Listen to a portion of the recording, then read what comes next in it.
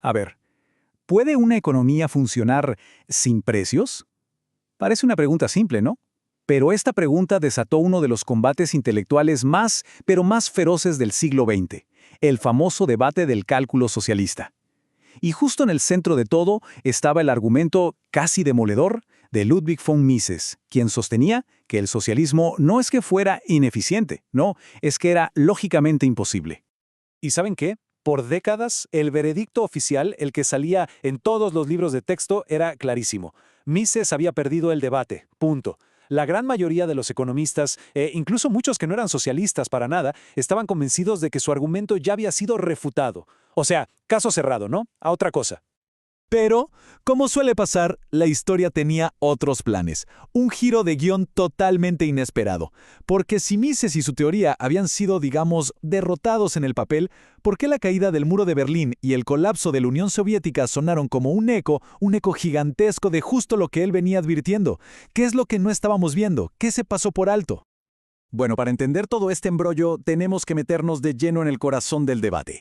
Porque aquí está la clave. Resulta que la mayoría de la gente, desde el mismísimo principio, entendió todo mal. Malinterpretaron por completo el punto central de Mises. Imaginen un ring de boxeo intelectual. En una esquina, con los guantes puestos, teníamos a los defensores del mercado, el gran Ludwig von Mises y su, digamos, protegido, Friedrich Hayek. Y en la otra esquina, los retadores, los teóricos socialistas como Oscar Lange y H.D. Dickinson, que estaban convencidísimos de que tenían una solución brillante bajo la manga. Y ojo, esto no fue una charlita de café, ¿eh? Fue una verdadera batalla intelectual que duró décadas. Miren, Mises fue el que encendió la mecha por allá en 1920. Los socialistas, claro, respondieron con sus modelos en los años 30. Después, como un largo silencio, un compás de espera, hasta que, ¡boom!, 1991, cae la Unión Soviética y de repente todo el mundo corrió a desempolvar los viejos libros para ver qué había pasado. Ok, y aquí viene el punto más importante, el que hay que entender sí o sí. Mises no estaba jugando a ser profeta. Él no dijo, la Unión Soviética va a colapsar en 70 años. No. Su argumento era lo que se llama a priori, o sea, se basaba en pura lógica, en la lógica de cómo actúan las personas y cómo funciona la economía. Lo que él decía es que el socialismo era imposible no por algo que fuera a pasar en la historia, sino por su propio diseño, por su estructura interna. Era un problema de raíz.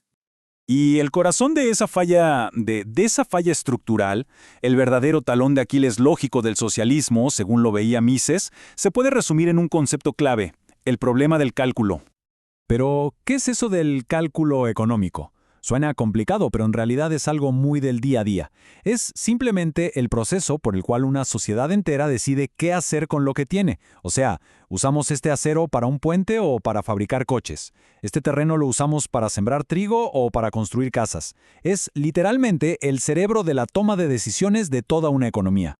Entonces, Mises dijo, a ver, para que este cálculo funcione se necesita una cadena de eslabones que no se puede romper. Y la cadena va así.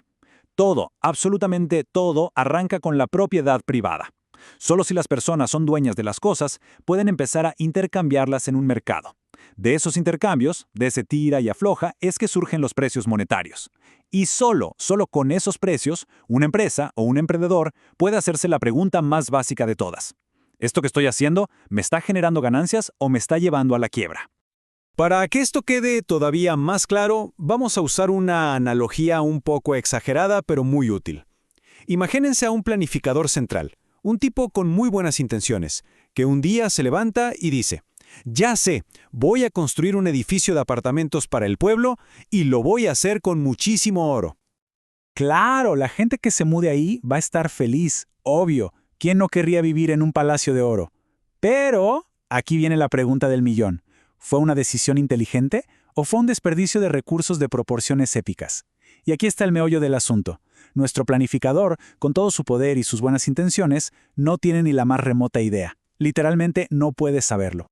A ver, el planificador puede contar los ladrillos, las toneladas de acero, las horas de trabajo, el oro, todo eso lo ve. Pero le falta lo crucial. Sin precios de mercado para cada una de esas cosas, no puede sumarlas, no puede reducirlas a un denominador común, a un costo total, y por lo tanto no tiene forma de saber si el valor de todas las otras cosas que se podrían haber hecho con ese oro, pensemos en joyas, en componentes electrónicos para hospitales, en 1000 cosas más, es mayor o menor que el valor de ese edificio. En resumen, está volando completamente a ciegas. Pero bueno, que nadie piense que los socialistas se quedaron de brazos cruzados. Para nada. Frente a un desafío tan potente como el de Mises, ellos pusieron sobre la mesa una contrapropuesta que la verdad en teoría sonaba súper astuta.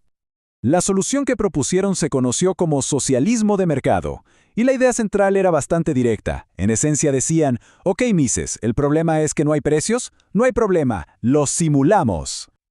¿Y cómo funcionaría este invento? Bueno, la idea era más o menos así. Primero, una junta de planificación central se sentaría y fijaría los precios para todo. Luego, les dirían a los gerentes de las fábricas estatales, señores, actúen como si fueran capitalistas. Usen estos precios y traten de maximizar las ganancias. Y tercero, la junta estaría atenta. Si sobraba mucho de algo, le bajaban el precio. Si algo empezaba a escasear, ¡pum!, le subían el precio. Básicamente era un intento de crear un mercado por decreto. Sobre el papel, la verdad parecía una solución bastante elegante, ¿no? Pero a Mises no lo convencieron para nada. De hecho, él contraatacó, argumentando que este mercado de mentiritas, este mercado simulado, seguía sin tocar el problema de fondo. Y para explicarlo, lo desglosó en varios puntos clave. Para empezar, Mises desechó de plano ideas como el cálculo en especie. O sea, ¿cómo comparas el valor de una tonelada de acero con la hora de un neurocirujano? Es que no se puede, son peras con manzanas. También dijo no a la idea de basar todo en horas de trabajo, porque, vamos, no todo el trabajo vale lo mismo. Y además, ¿qué hacemos con el valor de los recursos naturales? Y la idea de medir la felicidad o la utilidad de la gente para después sumarla, Mises dijo que eso era un disparate lógico. La satisfacción es personal, no se puede meter en una calculadora y compararla entre distintas personas. Pero su crítica más filosa la guardó para el socialismo de mercado. Miren, él señaló que este modelo se enfocaba en un problema equivocado: cómo administrar las fábricas que ya existen. Pero el verdadero reto de una economía, el desafío con mayúsculas, es decidir qué nuevas fábricas construir y cuáles cerrar porque ya no sirven. Y esa es la labor del empresario, el que arriesga su propio capital, no del gerente que solo sigue órdenes. Y además, se preguntó cómo puede funcionar el ensayo y error si no tienes una señal clara de si estás acertando o no, sin ganancias y pérdidas reales, de las que duelen en el bolsillo y que solo vienen de la propiedad privada. ¿Cómo diablos sabe la Junta si su plan es un éxito o un desastre monumental? Y todo esto al final nos trae de vuelta al punto de partida, al verdadero protagonista de toda esta historia, que a veces se nos olvida: la función absolutamente insustituible de los precios. Entonces, el punto crucial, la idea con la que nos tenemos que quedar es esta. Los precios no son simples etiquetas con un número. ¿Qué va? Son como paquetes de información súper comprimida. Nos dicen todo sobre qué tan escaso es un recurso y qué tanto lo quiere la gente. Y sin precios que nazcan del intercambio real, de gente comprando y vendiendo lo que es suyo, esa información sencillamente se esfuma. No existe. Es justo como lo dijo Mises, el mercado es un sistema de división del trabajo intelectual. ¿Qué quiere decir eso? Que ninguna junta de planificación, por más genios que la integren, puede ni soñar con reemplazar el conocimiento que está disperso entre millones y millones de personas. Y la única herramienta que tenemos para coordinar todo ese conocimiento es el sistema de precios. Al final del día, todo este debate nos obliga a hacernos una pregunta que va mucho más allá de la economía. Si decidimos eliminar los precios, que al final son solo el reflejo de las decisiones libres de millones de personas interactuando, entonces, ¿cómo sabemos lo que de verdad valen las cosas? Y quizás más importante aún, ¿quién se arroga el poder de decidirlo?